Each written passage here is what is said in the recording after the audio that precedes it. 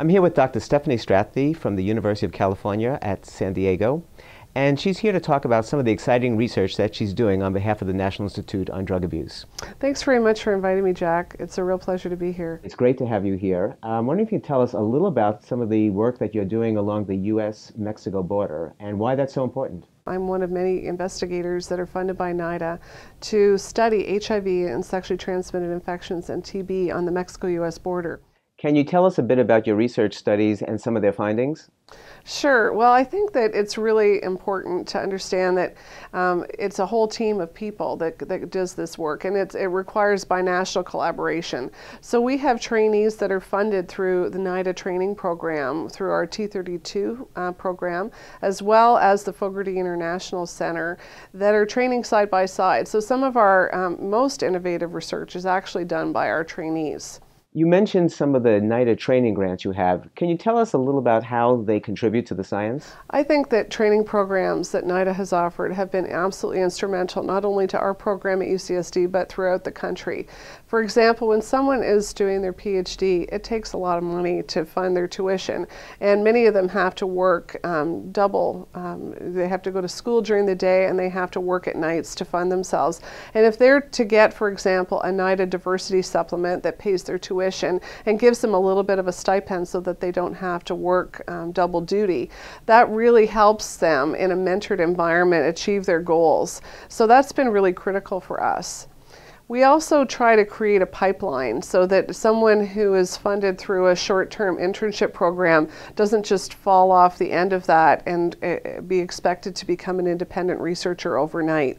We have mentoring teams where we have a senior researcher who is paired with a junior researcher, and both of them offer training to a NIDA fellow. So the Special Populations Office at NIDA has been really critical with their diversity supplements that we are able to piggyback onto the parent studies that really make all of our work possible. Is there one piece of advice that you would give a researcher who is studying people who use substances? Yeah, I think looking back, the most important lessons that I've ever had have come from people who use drugs themselves.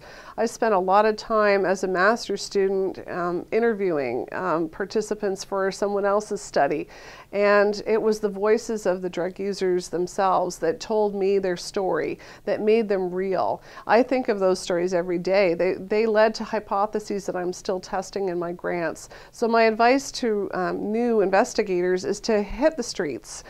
Get out there in the field, spend some time getting to know your population, and don't assume that, you know, an example that you've learned from Baltimore or from New York City is going to necessarily translate to Tijuana or Vietnam. You really need to understand that these communities are very idiosyncratic and that there are different cultural, political, economic drivers that are at play that you might not understand. Do you have any advice for a new investigator who is interested in getting a grant to study these populations?